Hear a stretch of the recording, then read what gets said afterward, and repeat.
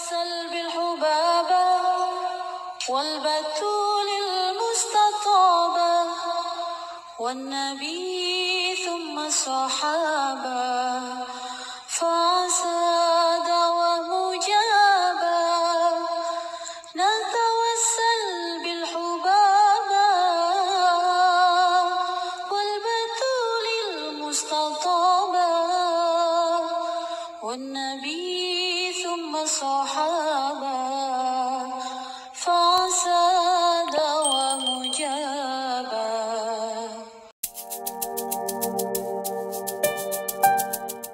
Allah turunkan ke dalam hati kita berupa cahaya yang menerangi langkah kehidupan kita, menerangi anggota tubuh kita, hingga kita dapat menjadikan ilmu kita hari ini sebagai jalan kita menempuh keridhaan Allah Subhanahu wa taala. Ala hadhihi niyyah wa bi kulli niyatin salihah jami'ah syamilah ila hadratin Nabi Muhammad sallallahu alaihi wa ala alihi wa sahbihi wa sallam. Al-Fatihah.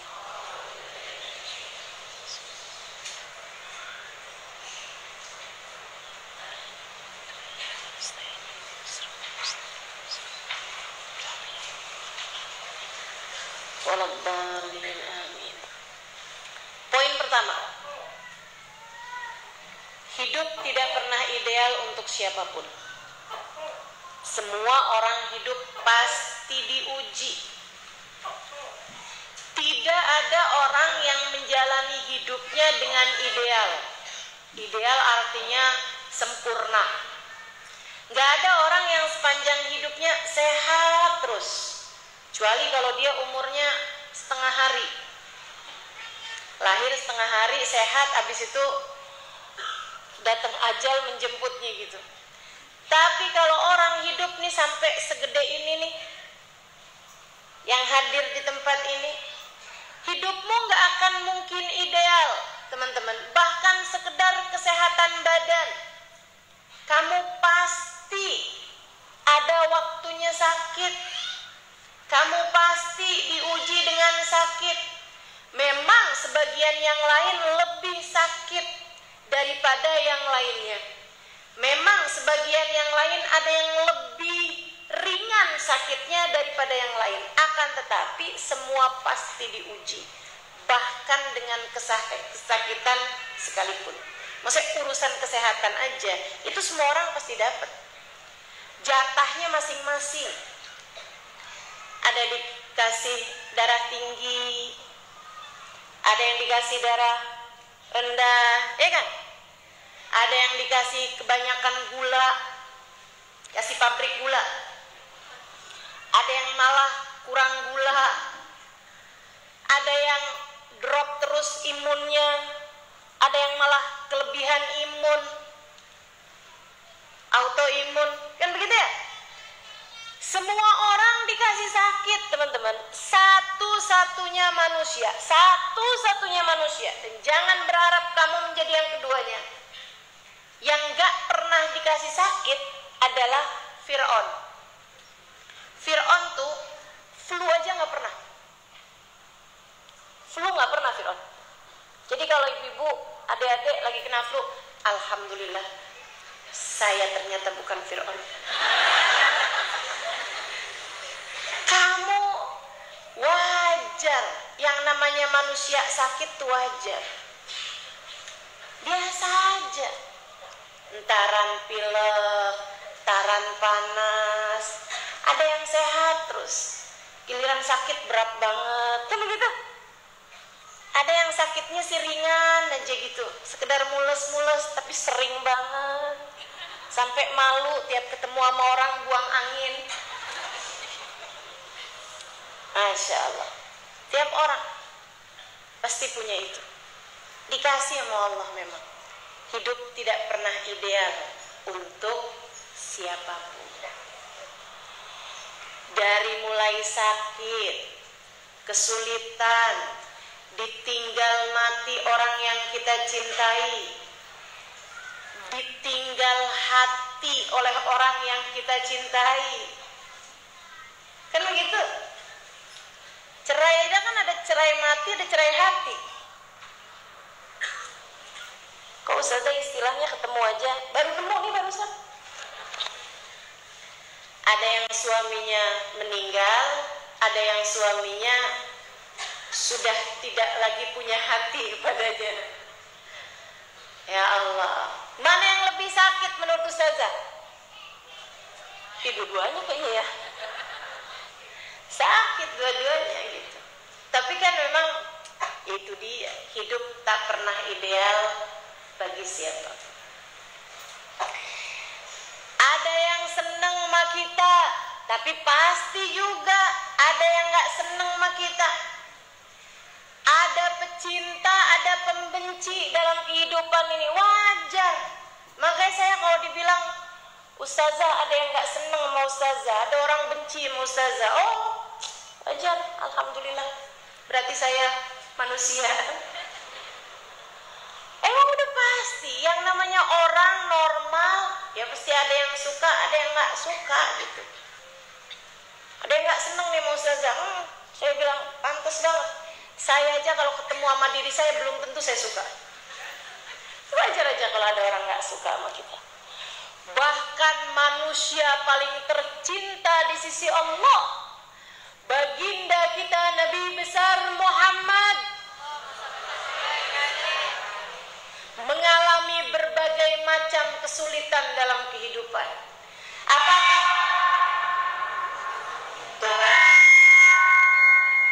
mikrofon aja nggak ideal? Kita mau berharap hidup dunia ideal seperti apa coba? Tidak pernah ideal bagi siapapun, teman-teman. Ada aja gitu. Bahkan kepada manusia paling sempurna, nabinya ideal, nabinya sempurna, tapi dunia bagi Nabi Muhammad tidak sempurna. Tapi kehidupan buat Nabi Muhammad tidak ideal. Saudara sekalian, Nabi pernah sakitkah? Pernah, sering. Nabi Muhammad, Sayyidah Aisyah bercerita, Nabi Muhammad itu kalau sakit kepala suka ngikat kepalanya. Jadi Nabi sering sakit kepala. Teman-teman saya sekalian, bahkan ketika Nabi Muhammad diceritakan, Rasulnya ada perempuan nih Rasul, cantik, anak saya Rasul. Kata seorang bapak-bapak nih, Rasul anak saya nih cantik, dia itu juga solehah Rasulullah. Rasul kali-kali gitu Rasul mau nikah sama anak saya. Anak saya Rasulullah badannya hebat, anak saya Rasul gak pernah sakit kepala. Kata Nabi Muhammad, kalau gitu gak jadi deh. Kenapa gitu Rasul? Kata Nabi nih, ini kata Nabi nih teman-teman saya sekalian, ada hadisnya nih, hadisnya sahih. Kata Nabi Muhammad SAW, idzan la khaira fiha, kalau begitu dia tidak sebegitu baiknya. Maksudnya gini loh, jika begitu tidak ada kebaikan padanya. Artinya tuh bahwa dalam urusan sakit kepala dia nggak pernah dikasih sakit kepala, itu bukanlah hal yang baik bagi kehidupan seorang. Kita dalam hidup perlu sakit kepala, kewajaran sebagai seorang manusia. Jadi teman-teman, Nabi sakit, ikat kepalanya. Sambil Nabi Muhammad bilang, waroksa, duh sakitnya nih. Gitu. Dari sini juga para ulama bilang, kita ngeluh sakit tuh juga nggak apa-apa, wajar aja kok, biasa-biasa aja. Yang nggak boleh tuh kalau nggak terima. Kenapa sih saya tuh udah sholat, udah sujud, kenapa Allah kasih saya sakit kepala? Nah tuh nggak boleh, nggak boleh. Kenapa harus saya yang diuji dengan ujian semacam ini? Kenapa saya? Itu yang nggak boleh teman-teman. Karena kamu milik Allah, adalah hak Allah untuk menguji hamba-hambanya. hidup tidak pernah ideal bagi siapapun, bahkan bagi Nabi Muhammad. Nabi Muhammad sakit, iya. Nabi sampai pernah sakit yang luar biasa badannya, teman-teman. Itu sakit kalau dipindahkan kepada 40 orang. 40 orang itu bakalan minta mati kepada Allah Subhanahu wa taala. Kayak, ya Allah sakit banget, mati aja deh. Itu sakit dikumpulkan kepada Nabi Muhammad alaihissalam berhari-hari.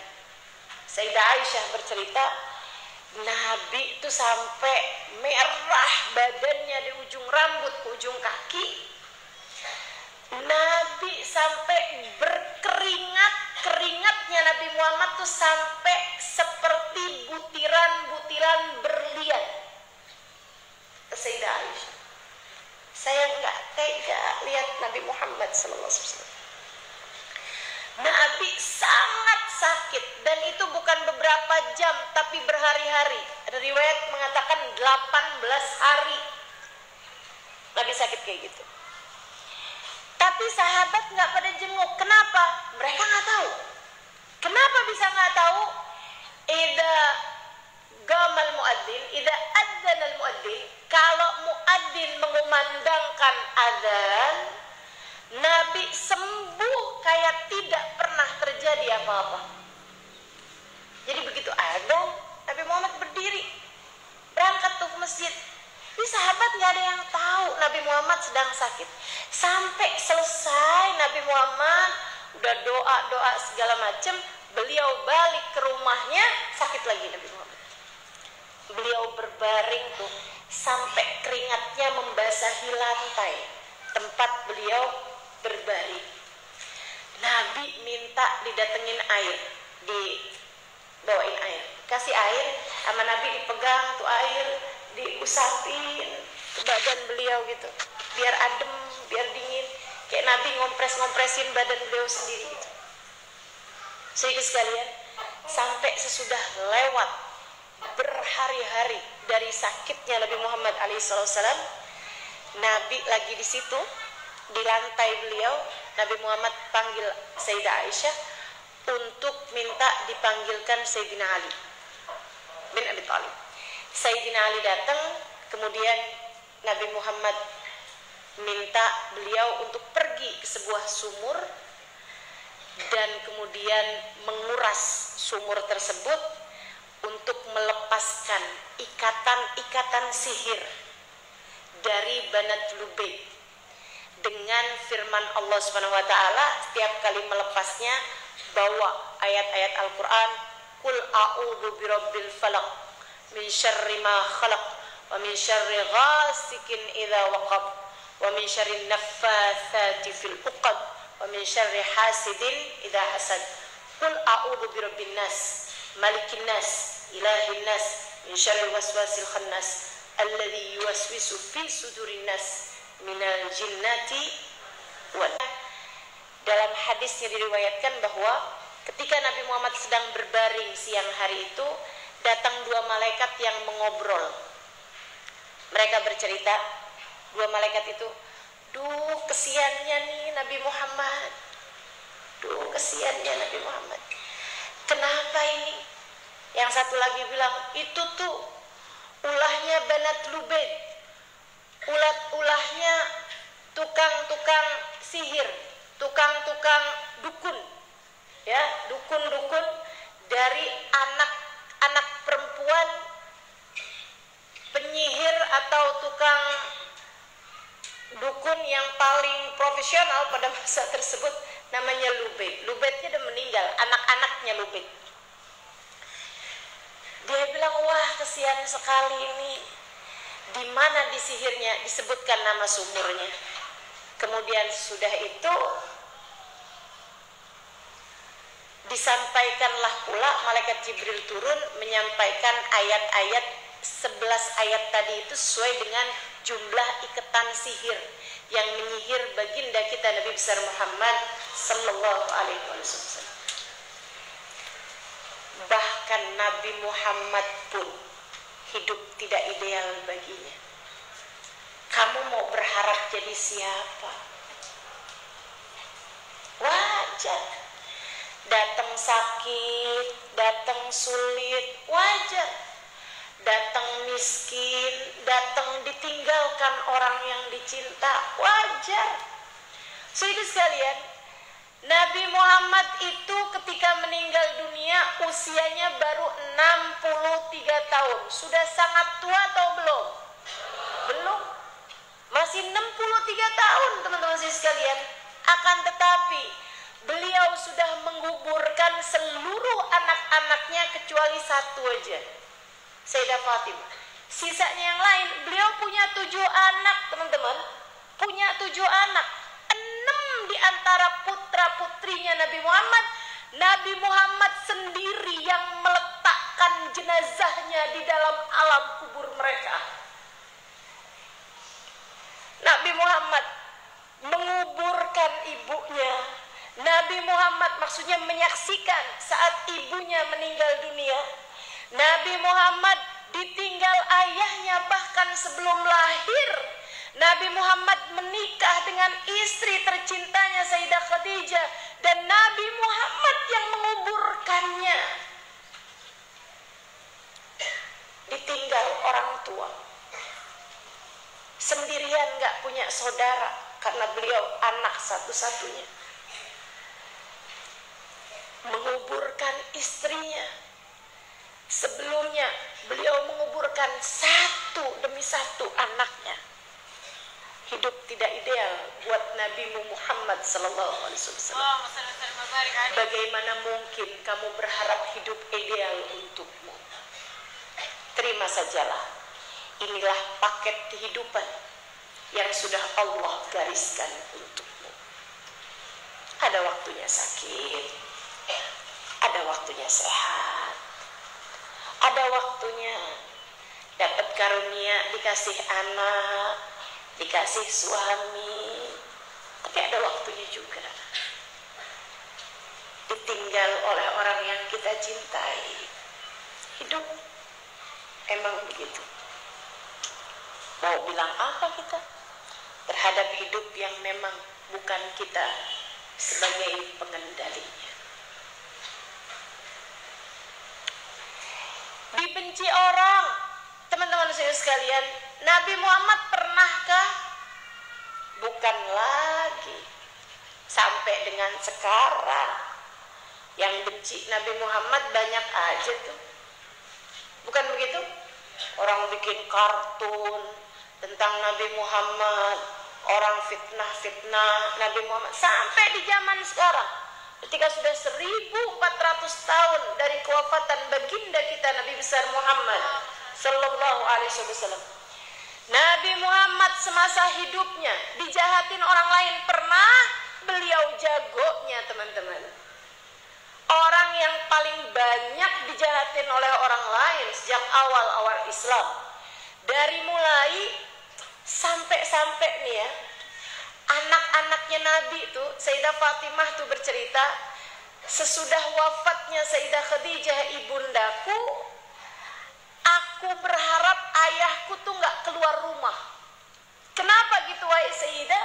Sebab kalau dia pulang ke rumah itu hampir tidak pernah selamat. Ada aja muka sebadan dilempari dengan debu tanah gitu, sampai gak kelihatan kalau itu Nabi Muhammad alaihi salam. Entar lagi pulang ke rumah dengan kotor setengah mati karena dilempari dengan kotoran. Saudara sekalian yang saya muliakan, bahkan Nabi Muhammad bukan sekali 2 kali pulang ke rumah dengan badan yang memar-memar karena dipukul orang, ditendang orang, diperlakukan dengan sangat tidak baik. Bahkan sebagaimana yang kita tahu, Nabi Muhammad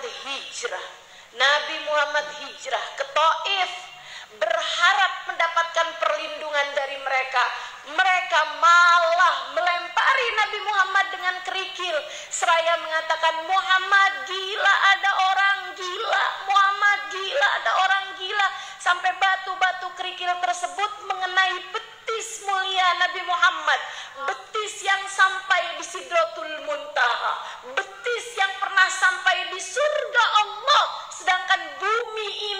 berputar, dilempari anak-anak kecil dan budak-budak dengan kerikil hingga berdarah-darah betisnya, dikatain gila. Nabi Muhammad mendapatkan perlakuan demikian dari orang, dari manusia. Bagaimana mungkin kita dengan segala kekurangan-kekurangan kita berharap semua orang baik semua sama kita? Mustahil. Itu katanya Imam Syafi'i, ridwan nas ghayah la tudrak. Dicintai semua manusia adalah cita-cita yang mustahil tercapai oleh manusia. Dicintai semua orang adalah cita-cita yang tidak mungkin tercapai. Maka berhentilah memusingkan tingkah orang kepadamu. Berhentilah memikirkan pandangan orang kepadamu. Berhentilah untuk cari muka kepada orang lain. Berhentilah untuk membuat image baik kepada siapapun. Kamu hanya perlu melakukan yang terbaik.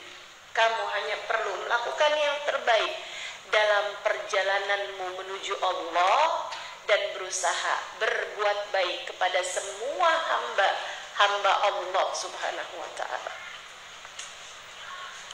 Teman-teman sekalian, hidup tak pernah ideal buat siapapun. Kalau saya ustazah, ujiannya itu dibenci sama orang juga saya gak terlalu lah, saya juga gak sebegitu terkenal. Misalnya gitu. Saya ustazah sakit juga enggak tuh. Saya ditinggal orang yang saya cintai juga enggak. Terus ujian kamu apa? Miskin mulu ustazah. Miskin terus. Saya tuh kan kepengen juga gitu ustazah, kayak orang lain gitu, bisa tahu rasanya naik pesawat terbang gitu kan. Saya pengen gitu ustazah ke orang lain gitu, healing di Bali. Untungnya orang Bali ya, jadi gak perlu healing di Bali. Teman-teman sekalian sekalian yang saya muliakan, kalau kamu merasa seperti itu, saya beritahu padamu, kehidupan yang bahkan lebih darimu dialami, dijalani dengan penuh suka hati oleh bagindamu Nabi besar Muhammad sallallahu alaihi wasallam. Sampai Sayyidah Aisyah bercerita, inna ju'a alan nabi ikhtiyara. Sesungguhnya laparnya Nabi Muhammad dan keluarga Nabi Muhammad adalah pilihan yang mereka pilih sebagai jalan hidup mereka. Miskinnya Nabi dan miskinnya keluarga Nabi adalah pilihan hidup yang dipilih oleh Nabi Muhammad untuk mereka. Saudaraku sekalian yang saya muliakan, Nabi memang maunya kayak begitu hidupnya. Sampai Nabi Muhammad tuh doa, Allahumma ahyini miskinan. Ini doa yang saya nggak pernah berani baca, takut diijabah. Saya belum tentu kuat menjalaninya. Nabi doa, siapa yang mau doanya silahkan, saya ijazahin. Maksudnya saya kasih tahu gitu doanya, saya sampaikan. Teman-teman sekalian yang saya muliakan, Nabi Muhammad nih, ada satu doa beliau, Allahumma ahyini miskinan wa amitni miskinan wahsyurni fi zumratil masakin. Ya Allah, hidupkan saya dalam keadaan miskin aja, matikan saya dalam keadaan miskin saja, dan kumpulkan saya di akhirat nanti bersama dengan hamba-hambamu yang miskin waktu hidup di dunia ini. Doa Nabi Muhammad. Ada yang berani di sini doanya kayak gitu?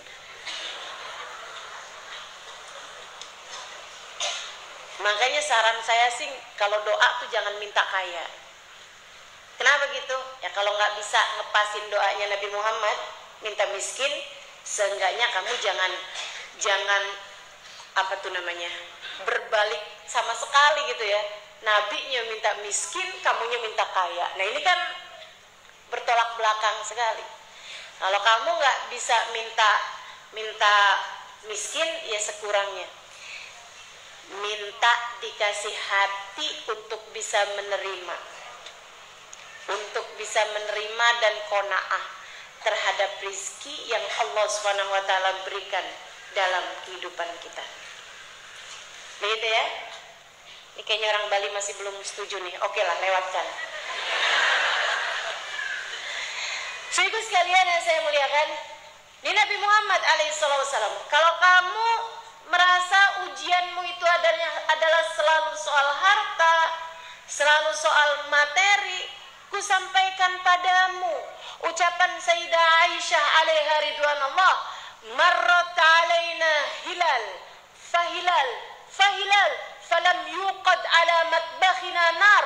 Berlalu bulan, kemudian bulan, 3 bulan berturut-turut, dan dapur kami tidak pernah mengepul sama sekali.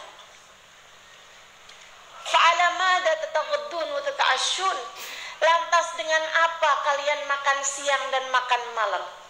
Zaman itu tuh makan tuh cuman 2 kali doang, teman-teman. Namanya ghoda ma'asya. Nih yang belajar ilmu agama banyak-banyak, silahkan cari hadis tentang breakfast, nggak ada. Nggak ada ceritanya.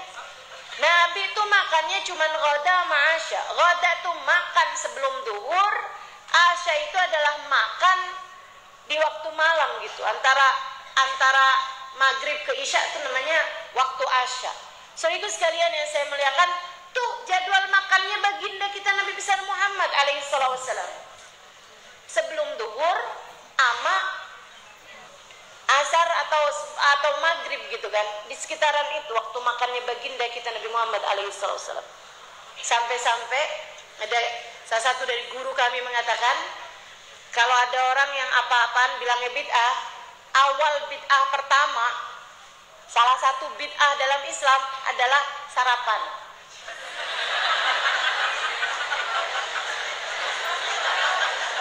Saya cuma ngomong aja ya, bid'ah itu sarapan loh. Salah, sarapan itu bid'ah loh. Insya Allah. Saudaraku sekalian yang saya muliakan, Nabi Muhammad alaihissalam, lantas dengan apa kalian makan siang dan makan malam? Katanya tabi'in yang bertanya kepada Sayyidah Aisyah, alal aswadain. Beliau bercerita, kami makan siang dan makan malam dengan kurma dan air putih saja. 3 bulan. 3 bulan. Semiskin-miskinnya dirimu. Saya tahu. Nasi uduk pagi hari sih masih ada sih. Betul? Udah. Jangan sampai kamu kehilangan syukur hanya karena melihat kenikmatan orang lain lebih darimu. Sesedikit apapun yang diberi Allah padamu, sesedikit apapun rezekimu cukup untuk membiayai hidupmu. Tapi sebanyak apapun rezeki yang Allah kasih kepadamu nggak cukup kalau untuk membiayai gaya hidupmu. Jadi kalau hidup kepengen enak, kepengen tenang, jangan kebanyakan gaya. Udah, biasa-biasa aja. Kamu tahu juga bukan Ratu Elizabeth. Biasa aja lah, teman-teman sekalian.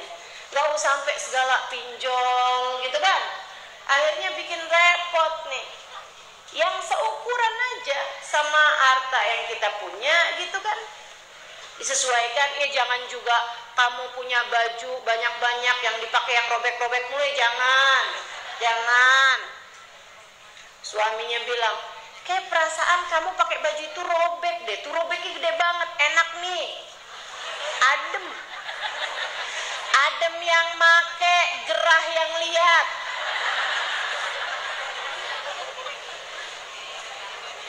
Itu bikin pager ya.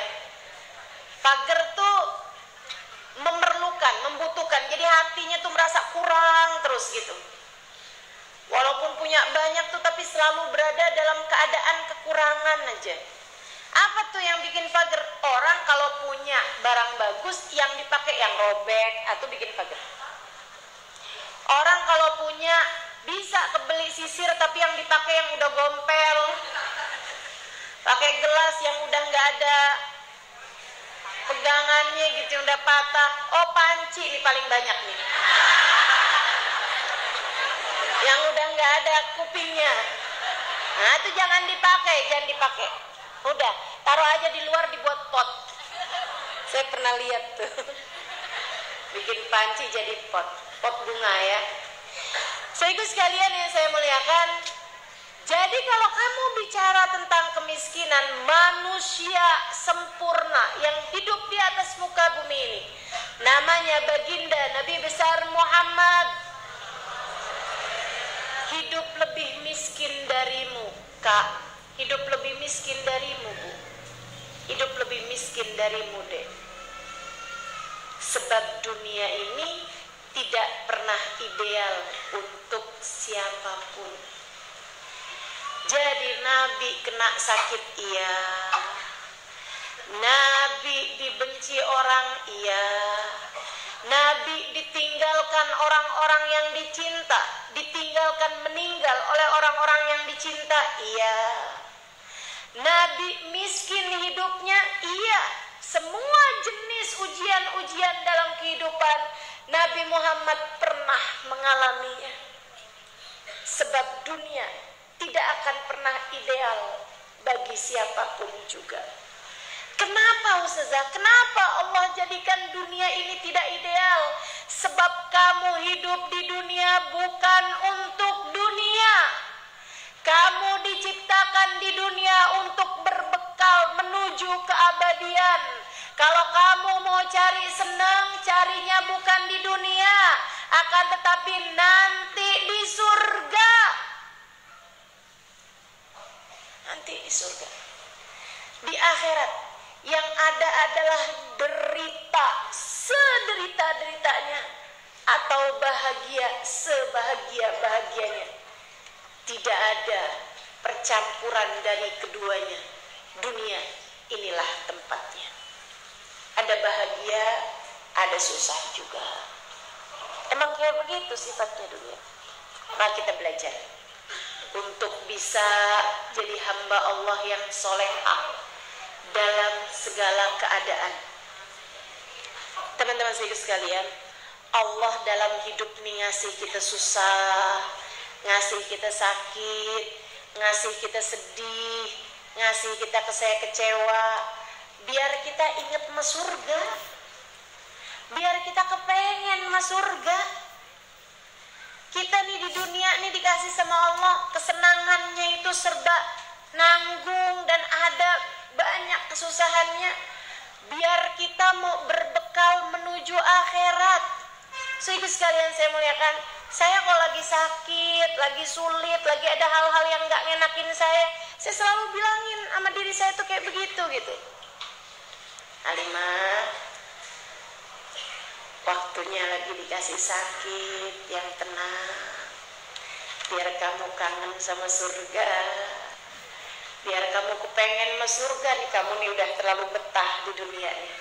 Makanya sama Allah dikasih sakit, biar inget kita sama surga, biar kita inget sama akhirat, biar kita inget mati. Udah dikasih DP-nya mati berupa sakit, berupa sulit, ya gak apa-apa. Kewajaran menjadi seorang manusia. Poin pertama, kamu gak boleh nyerah. Kenapa? Karena memang hidup tak pernah ideal buat siapapun. Hidup ini satu paket. Ada senengnya, ada susahnya, ada sehatnya, ada sakitnya, ada yang seneng, ada yang benci. Begitu kan? Ada dikaruniai, ada diambil orang-orang yang tercinta di sisi kita. Satu paket. Terimalah hidup dengan seluruh paketnya. Terimalah hidup dengan seluruh paketnya. Insya Allah. Poin pertama. Poin kedua, Ustaz ada berapa poin nih? Kita lihat aja. Poin kedua, jangan pernah menyerah. Kenapa? Karena hidup ada pengendalinya. Karena hidup ada pengendalinya. Kamu tidak pernah diminta untuk mengendalikan apapun. Maka kenapa menyerah? Kamu tidak diminta untuk melakukan sesuatu di luar batas kemampuanmu kok. Kalau kamu ngerasa, tapi saya nggak sanggup, itu jawabannya siapa suruh? Siapa suruh kamu ngerjainnya gitu? Misalnya gitu ya, tiba-tiba ada anak kita gitu bilang, mama saya nggak sanggup nih ma, ngapain? Saya sikat genteng. Ngapain? Ngapain kamu sikat genteng nak? Kalau ada yang kamu perlu sikat adalah gigimu sendiri. Ngapain genteng kamu sikat?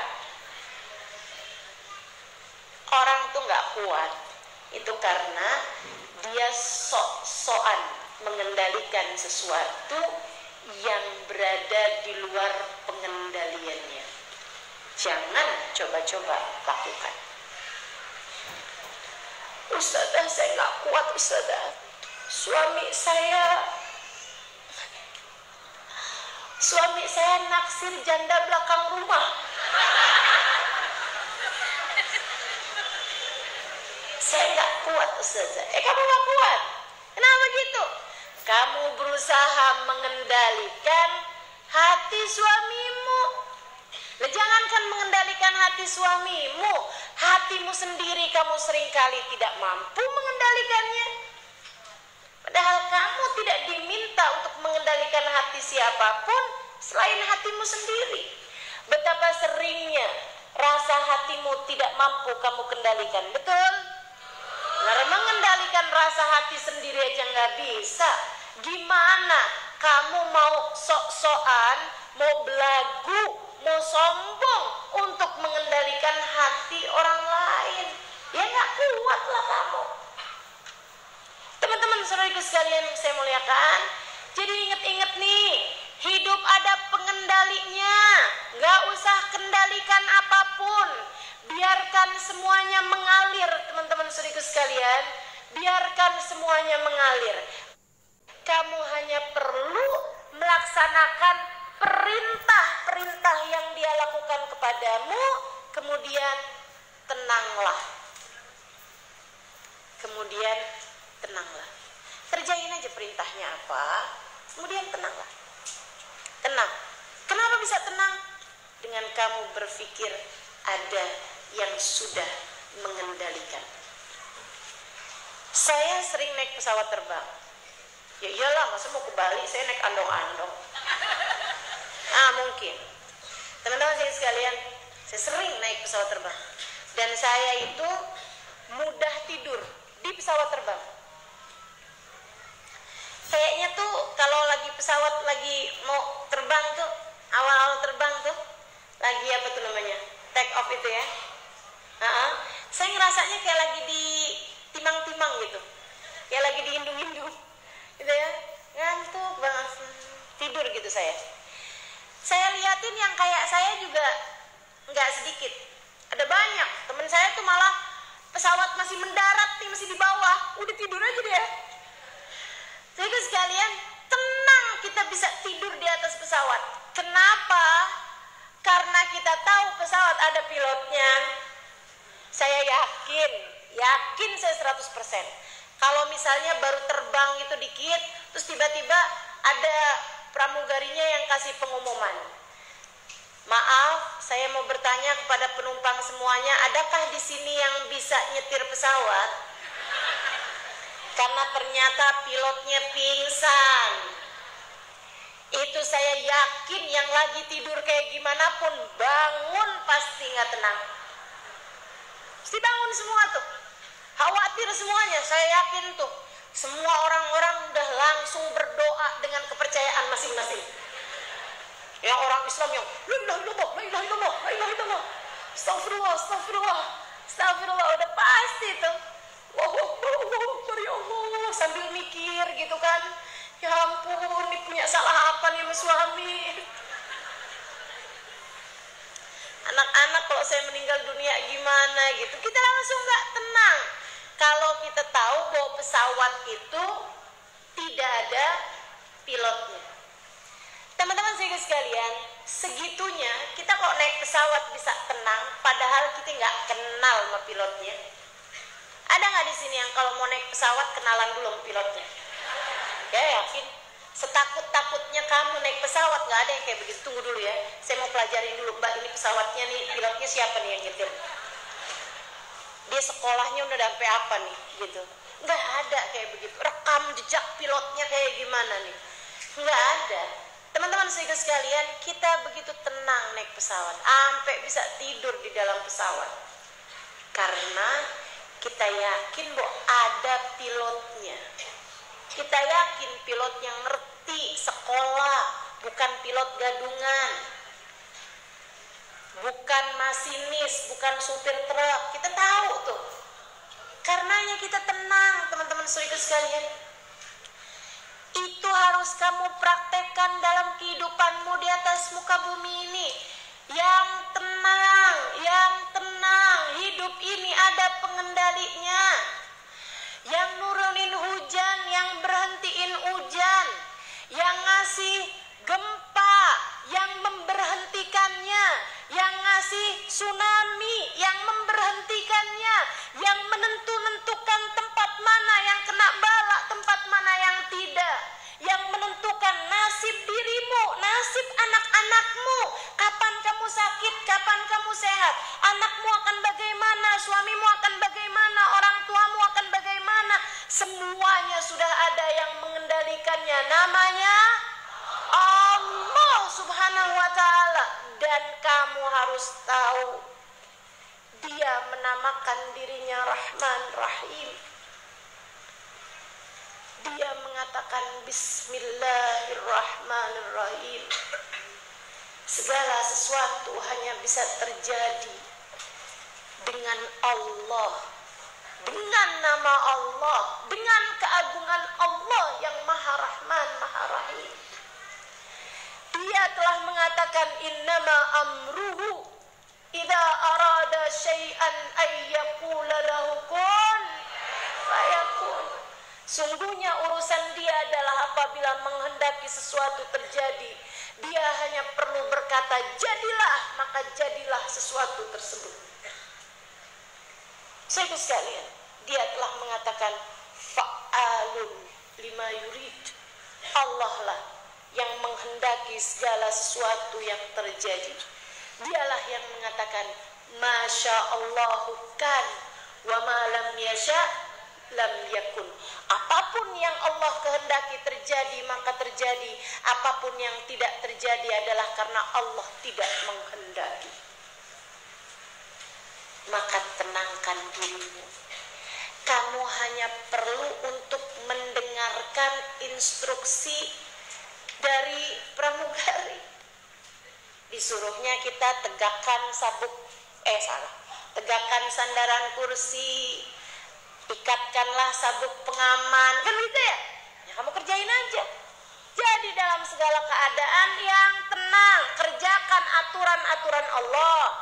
Kamu disuruh sholat, kamu disuruh sabar, kamu disuruh nutup aurat. Yang jadi anak anak yang soleha, berbakti sama orang tua. Yang jadi istri yang benar, jadi istri. Yang jadi orang tua yang benar mendidik anak-anaknya. Teman-teman sekalian, kemudian Sesudah kamu laksanakan semua perintah tersebut, waktunya untuk kamu mulai rileks, bersandar, kemudian tenangkan hatimu. Palingan habis itu ketiduran. Kayak saya naik pesawat maksudnya kan.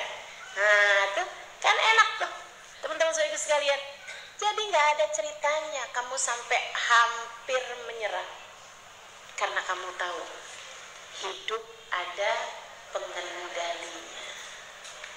Gak usah ikut-ikutan ngatur sesuatu yang tidak ada dalam kendalimu. Biarkan. Ada banyak urusan yang kamu hanya perlu menghadapinya dengan satu kata. Gak apa-apa. Allah memang menghendakinya begini. Dan gitu aja. Gimana nih? Lampunya mati. Ya udah gak apa-apa. Allah menghendakinya begitu. Kan begitu? Apapun aja yang terjadi ya udah. Ingat sekali lagi, hidup memang tidak pernah ideal bagi siapapun. Jangan pernah coba-coba mengendalikan sesuatu yang di luar batas kemampuanmu. Termasuk urusan hati suamimu, termasuk urusan nilai sekolah anak-anakmu. Ayo Bu, saya nggak mau kamu susah, saya nggak mau kamu sedih. Nilai anak-anakmu bukan jaminan keberhasilan dia di masa depan. Nilai anak-anakmu bahkan bukan jaminan kebahagiaan dia di masa depan. Kamu silahkan memastikan kamu harus bagus nilainya nak. Kalau kamu yakin, kalau kamu bisa memastikan, andai saja dengan nilai bagus tersebut dia bisa panjang umurnya, kan enggak? Betul nggak? Emang kalau anak nilainya bagus bakalan panjang umur? Enggak, teman-teman saudaraku sekalian. Jadi nih, kalau nilai anak-anak kamu itu kecil misalnya gitu, ya udah sih Bu, nggak usah maksain sampai sebegitunya. Marah sampai sebegitunya, bilang sama anaknya, kamu nak nilainya kayak begini, jangan pernah anggap mama sebagai ibu kamu lagi.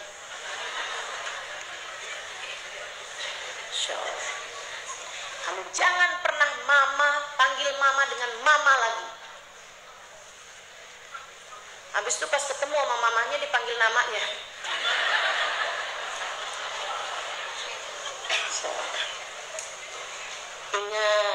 Ingat, kamu nih ngelihat nih rapot anakmu nih. Semuanya ada yang bagus-bagus 9, 8, 7, ada yang 5, 1. Kamu segitunya marah-marah, nggak inget apa rapot kamu dulu? Gaya aja. Oh, udah biasa aja. Begitu melihat rapot anaknya kan, alhamdulillah nak, bagus rapotnya. Apaan mah, ada merahnya 5, 1. 1 doang, mama dulu 5. Hidup yang santai aja. Anak-anak kamu tuh juga sama Allah udah dikasih paket. 1 paket anak tuh. Biasanya anak yang pinter males. Biasanya anak yang rajin gak pinter. Kan begitu ya? Nah itu udah paket-paketannya tuh. Kita terima anak-anak kita dengan segala paket-paketannya masing-masing. Kamu hanya perlu ngajarin. Selebihnya ya udah aja. Anak tuh teman-teman saya sekalian, saya sih ya, jangankan sama anak saya sendiri, saya memang belum dikasih anak ngomong. Tapi jangankan misalnya gitu terhadap anak sendiri gitu ya, sama anak orang aja saya ngelihatnya lucu semua. Guru saya juga gitu tuh. Babah tuh satu waktu cerita sama saya, ya Allah 5 anak saya yang ini hiburan banget dah. Anaknya masih kecil waktu itu, ada 1 anaknya laki-laki masih kecil. Hiburan banget kata beliau. Saya bilang gimana Babah? Dia itu dari kemarinan itu ngafalin surat Al-Kafirun gak hafal-hafal. Ini anak Sayyidil Habib Umar bin Hafid ya, seorang ulama besar. Nah beliau memang masih kecil, si anaknya itu waktu itu masih kecil. Akhirnya terus satu hari saya bilang sama dia gitu kan, hafalin lagi, nanti kamu bisa hafal kok. Oh, ini susah banget nih mak, kata anaknya nih kan. Enggak, coba kamu hafalin lagi, kamu hafalin, nanti lama-lama kamu hafal. Tadi malam Halimah, kata Hubabah, tadi malam dia bilang sama saya, Umi saya udah hafal surat Al-Kafirun. Iya ayo coba baca. Umi mau dengerin? Iya, ayo Umi dengerin gitu kan. Terus dia bilang gini, A'udzu billahi minasyaitonir rajim. Qul ya ayyuhal kafirun la a'budu ma ta'budun wala antum a'biduna ma a'bud wala ana a'budu ma abattum wala antum a'biduna ma a'bud lakum dinukum waliyadin. Terus saya bilang, iya nak, alhamdulillah kamu udah hafal, tapi Umi bukan orang kafir. Kenapa yang pas kafirun semuanya nunjuknya ke Umi? Insyaallah. Yalah, anak tuh dibuat lucu aja udah. Jadi sekalian, biar banyak senyummu, biar banyak indahmu di atas muka bumi ini. Yo, yang pada dikasih anak, ngelihatnya sebagai sebuah hadiah indah yang Allah berikan dalam kehidupan. Mereka melengkapi keadaanmu. Mereka menjadikan indah hari-harimu. Nggak usah berharap anak jadi seseorang yang ideal, teman-teman saya sekalian. Kamu pun tidak. Jangan berharap anakmu menjadi seorang anak yang ideal. Kamu pun juga bukan ibu yang ideal, bukan? Maka mengalirlah wajar.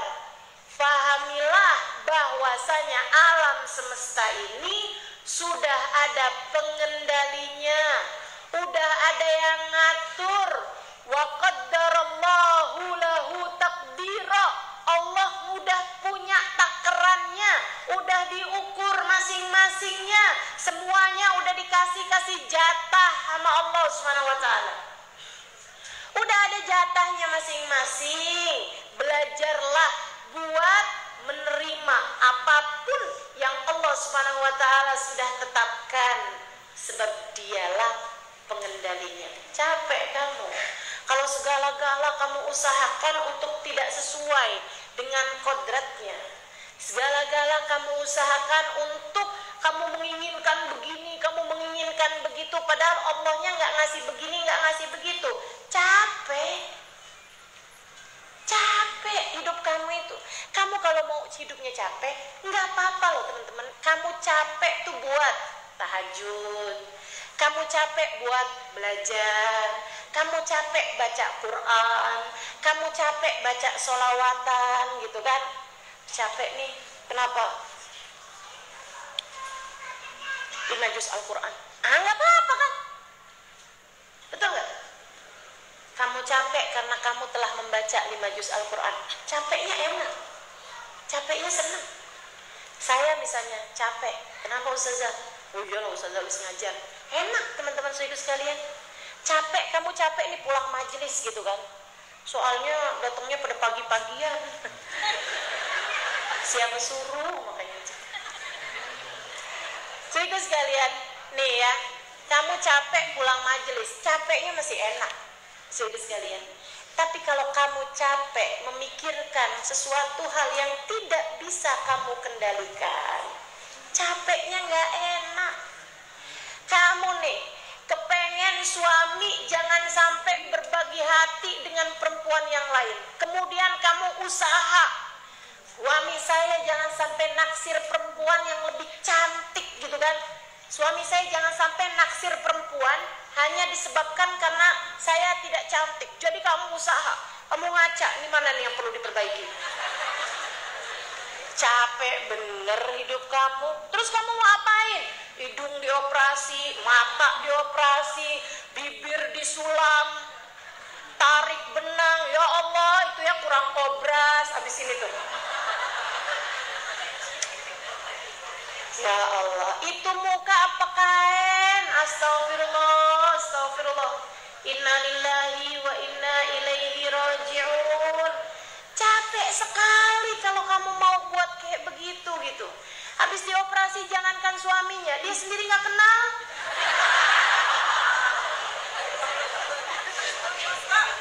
Ya Allah, ya Allah, ya Allah. Ayolah, saudaraku sekalian. Nggak gitu caranya gitu. Capek sekali hidupmu kalau kamu berusaha mengendalikan sesuatu yang kendalinya tidak diberikan Allah kepadamu. Itu kan kayak berusaha buka pintu pakai kunci yang salah. Kamu kayak gimana kamu berusaha nih? Kamu gotak-gotak kayak gimana? Jadi memang kuncinya nggak pas, nggak bakalan kebuka, teman-teman. Kamu tidak punya kuncinya. Jangan berusaha buat buka-buka pintu itu. Udah ada yang pegang kuncinya. Allah Subhanahu wa Ta'ala yang enak, yang rileks. Berusahalah untuk tenang terhadap apapun yang terjadi. Hadapi saja dengan cara yang diperintahkan Allah Subhanahu wa Ta'ala untuk menghadapinya. Gimana caranya sih? A'udzubillahi minasyaitonirrajim. Teman-teman, kalau teman-teman ngerti Al-Quran, ayat Al-Quran itu penuh dengan cara kita menjalani kehidupan. Semua jenis hal. Makanya saya sangat sarankan dirimu, ibu-ibu nih,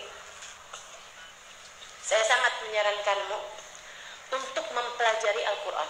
Meskipun memang, atau gini deh, Bu, Kak, dengerin saya.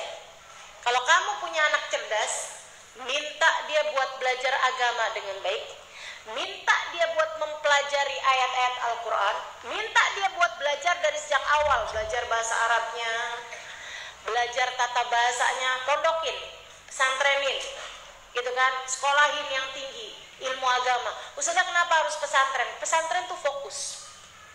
Pesantren itu fokus, tidak terdistrak dengan apapun. Saya lama mondok di pondok pesantren, saya tahu persis bagaimana efektifnya pesantren dalam mendidik anak-anak santri gitu.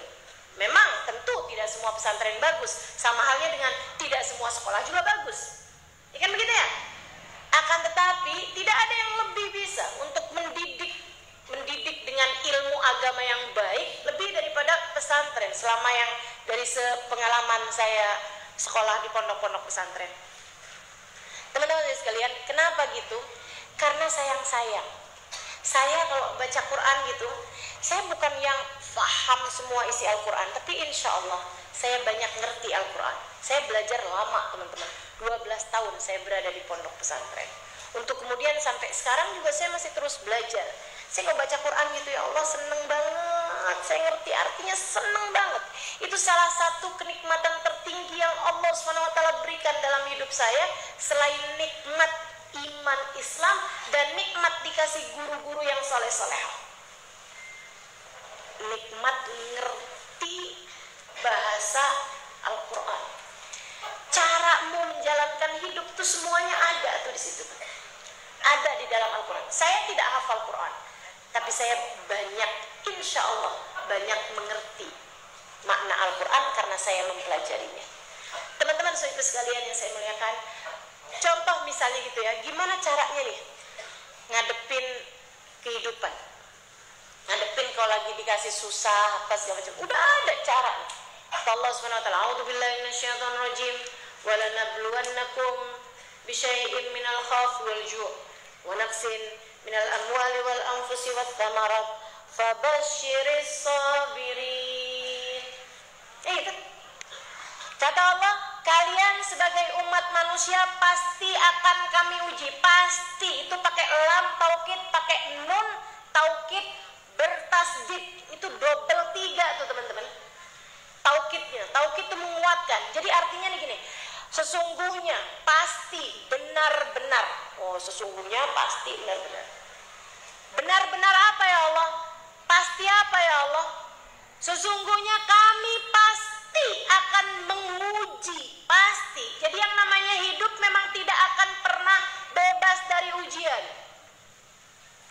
Tapi Allah bilang bisyai, sesuatu yang sedikit. Kami pasti akan menguji, tapi syai, sesuatunya sedikit. Dalam ayat lain Allah tegaskan, la yukallifullahu nafsan. Allah tidak akan memberi ujian di luar batas kemampuanmu. Kalau ada orang gak kuat, bukan karena ujiannya di luar batas kemampuan, tapi dia ngerjain soalnya gak bener. Ujiannya sendiri itu udah pasti sanggup dijawab, sanggup dikerjakan sama semua orang. Akan tetapi ada orang-orang dikasih soal ujian bukannya dikerjain malah dirobek-robek atau dibakar, ya dikeluarin dari sekolah. Itu loh, sekalian. Jadi itu ujiannya sendiri udah pasti, orang semuanya sanggup kerjainnya, orang semuanya sanggup. Saudara yang bunuh diri, bukan karena ujiannya kegedean, bukan, tapi karena dia salah dalam menjawab pertanyaan-pertanyaan yang diujikan. Bukan ujiannya yang berat, kamunya yang tidak mengerti cara menjalaninya dengan cara yang tepat. Walanabluwannakum bisyai. Jadi ujiannya tuh sesuatu yang sedikit. Minal khauf, kecemasan, ketakutan, kekhawatiran. Walju, lapar, miskin, tertipu, dicurangi orang, dijahatin orang. Wa naqsin minal amwal, dikurangin hartanya, dikurangin hasil panennya, dikurangin hasil nelayannya, dikurangin keuntungannya, dibuat bangkrut usahanya. Wasamarat, hasil buah-buahannya berkurang, dikurangin jiwanya, meninggal anak, meninggal suami, meninggal orang tua, ujian-ujian dalam kehidupan. Fabasyiris, berikanlah kabar gembira buat hamba-hamba yang mampu bersabar. Siapa dia ya Allah? Yang sabar tuh yang kayak gimana ya Allah? Alladzina idza asabatuhum musibah qalu inna lillahi wa inna ilaihi raji'un.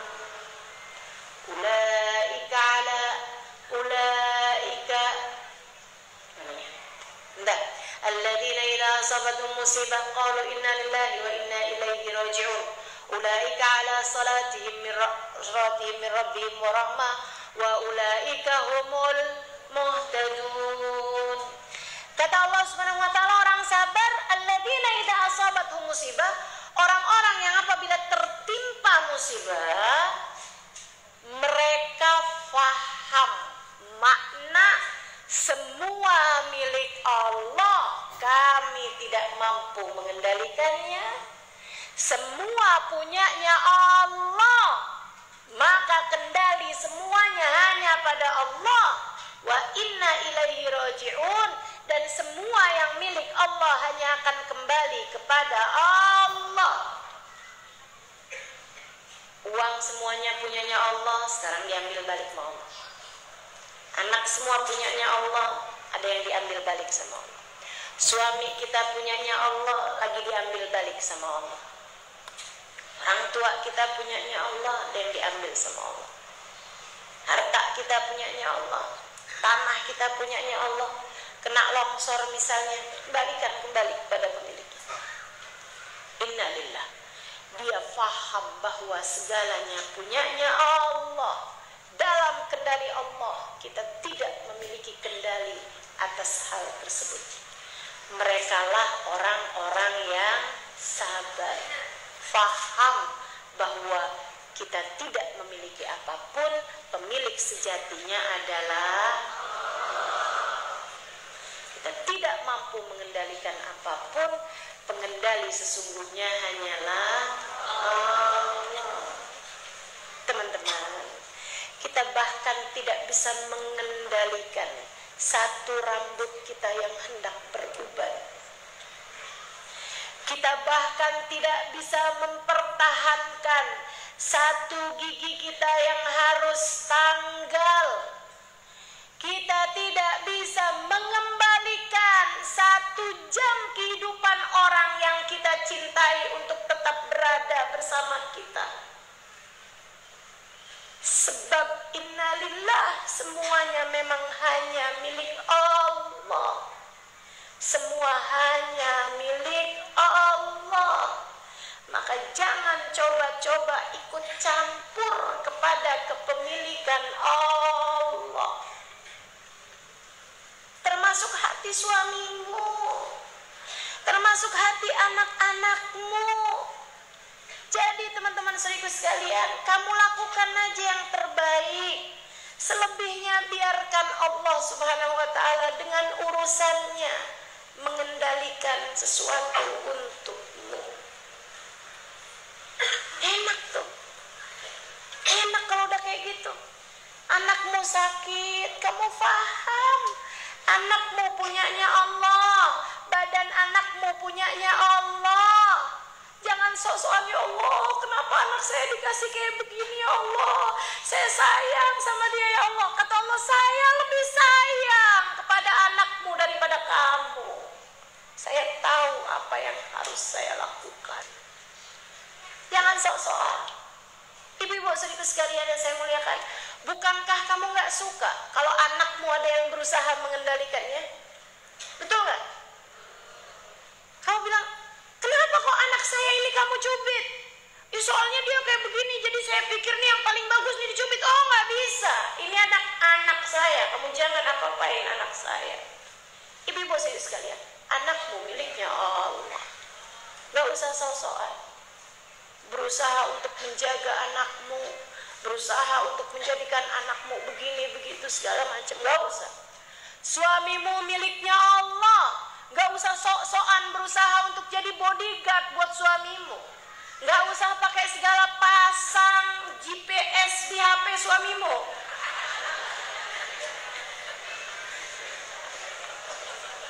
Capek bener kalau kamu pengen mengendalikan hal-hal semacam ini. Jangan. Saya kasih tahu kamu, biar kamu enak hidupnya, biar kamu rileks hidupnya. Jalanin aja apa yang Allah perintahkan, kemudian tenangkanlah diri. Semuanya udah ada yang ngatur, jangan ikut-ikut campur. Oke? Semua sudah tertakar, tak akan pernah tertukar. Jelas? Insya Allah. Teman-teman sekalian, yang ketiga. Poin ketiga nih. Poin pertama apa tadi? Jangan sampai saya masuk poin ketiga, poin pertama kedua lupa. Poin pertama, hidup tak pernah ideal bagi siapapun. Poin kedua, hidup sudah ada pengendalinya. Jangan coba-coba untuk mengendalikan sesuatu di luar kendali. Maksudnya hal-hal yang kamu nggak diminta mengendalikan, nggak usah ikut-ikutan kendalikan. Udah ada yang ngatur kok, tenang aja, tenang aja. Yang ketiga, kamu harus paham satu hal. Poin ketiga ya. Yang Allah tetapkan untuk kita adalah yang terbaik.